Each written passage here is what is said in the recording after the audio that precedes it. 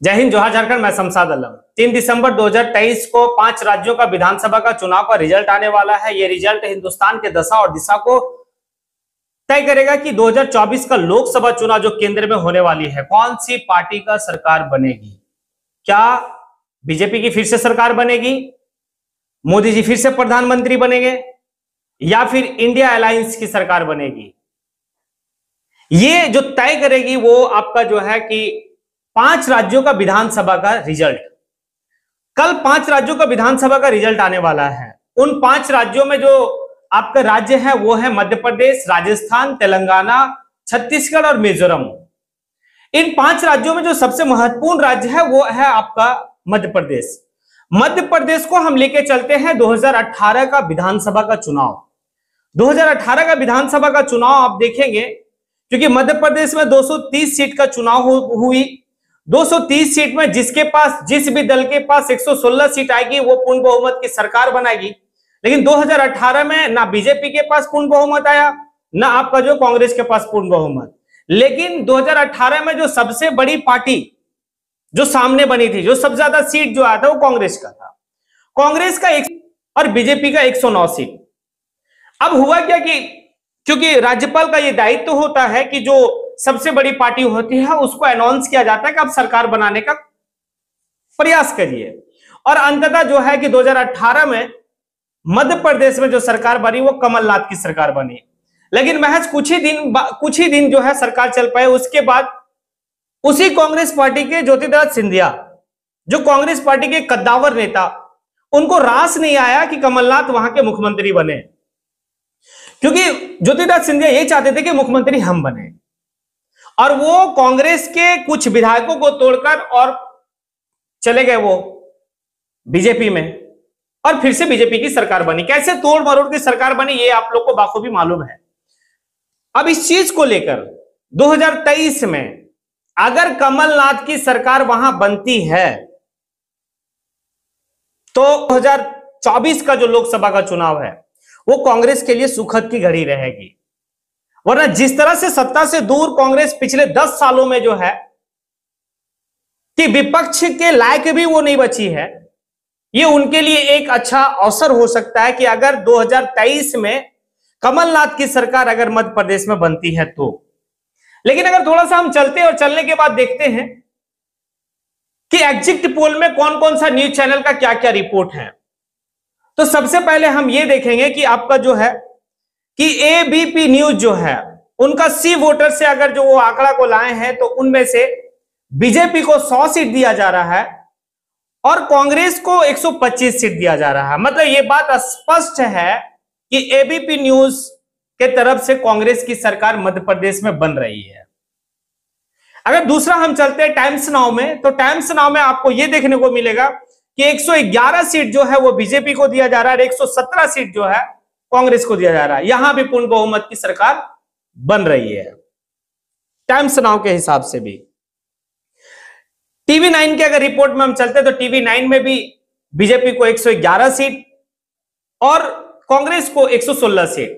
मतलब यहां भी कांग्रेस की सरकार जो है पूर्ण बहुमत की बन रही है, क्योंकि 230 सीट में जो है कि 116 सीट लाना है। जिस भी दल को 116 सीट आएगा वो समझ लिए सरकार पूर्ण बहुमत की सरकार बनाएगी। अब चलते रिपब्लिक टीवी। रिपब्लिक टीवी का रिपोर्ट ये कहता है कि बीजेपी को 124 सीट और कांग्रेस को 102 सीट। रिपब्लिक टीवी के हिसाब से कांग्रेस मध्य प्रदेश में सरकार नहीं बना रही है। इंडिया टुडे के हिसाब से देखेंगे तो इंडिया टुडे ने बीजेपी को बम्पर जो है कि सीट दिया है, 150 सीट। और वहीं पर अगर आप देखेंगे तो कांग्रेस को जो सीट दिया गया वो 80 सीट दिया गया। मतलब काफी कोसों दूर कांग्रेस फिर से जो है कि मध्य प्रदेश में सत्ता से है। इस चीज को यहां पर इंडिया टुडे का रिपोर्ट ये बताता है।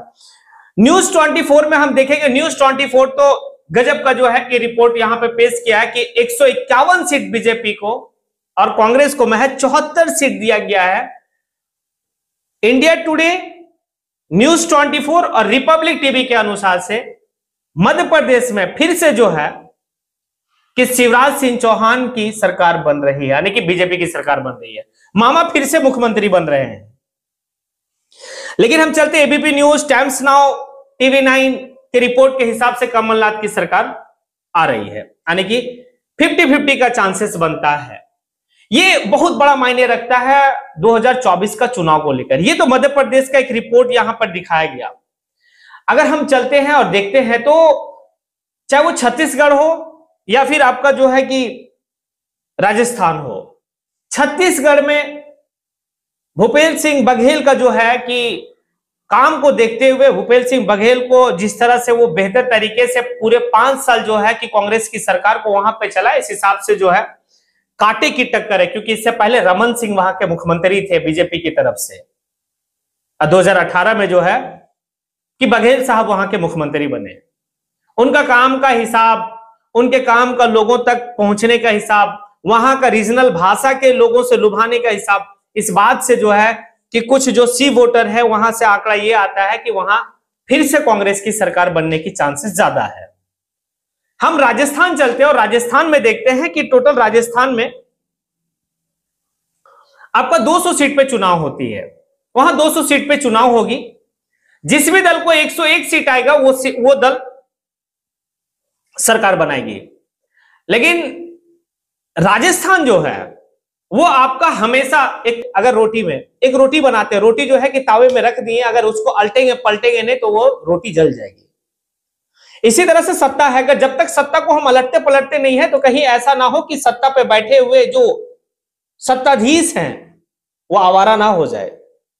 इसीलिए राजस्थान की जनता जो है ना बड़ा समझदार जनता है, क्योंकि वहां पर किसी को भी जो है कि 2 साल मतलब 2 टर्म 3 टर्म वहां पे सरकार नहीं, हमेशा 5 साल भाई आप रह जाइए वसुंधरा राजे बीजेपी, और 5 साल आप रह जाइए भैया, आप रह जाइए कांग्रेस रह जाइए। तो चांसेस ये बनता है कि राजस्थान में बीजेपी की सरकार आएगी, और अगर राजस्थान में फिर से कांग्रेस की सरकार आती है तो ये एक इतिहास गढ़ा जाएगा कांग्रेस के द्वारा। और अगर कांग्रेस को 2024 का लोकसभा चुनाव में अगर बेहतर परिणाम और बेहतर रिजल्ट अगर चाहिए तो ये 5 सीट, जो 5 राज्य का विधानसभा चुनाव का जो नतीजा है ना वो दशा तय करेगा कांग्रेस का भी, कि कांग्रेस अब जीवित रहेगा या नहीं रहेगा। क्योंकि मोदी जी का एक हमेशा नारा रहा है कांग्रेस मुक्त भारत। अगर ये 5 राज्य में कांग्रेस की हालत अच्छी नहीं रही तो वाकई में जो है कि भारत से कांग्रेस दूर दूर तक चला जाएगा, यानी कि कांग्रेस मुक्त भारत जो मोदी जी का नारा है वो नारा सही साबित होगा। क्या लगता है, कल हम लोग देखते हैं, कल इंतजार करते हैं।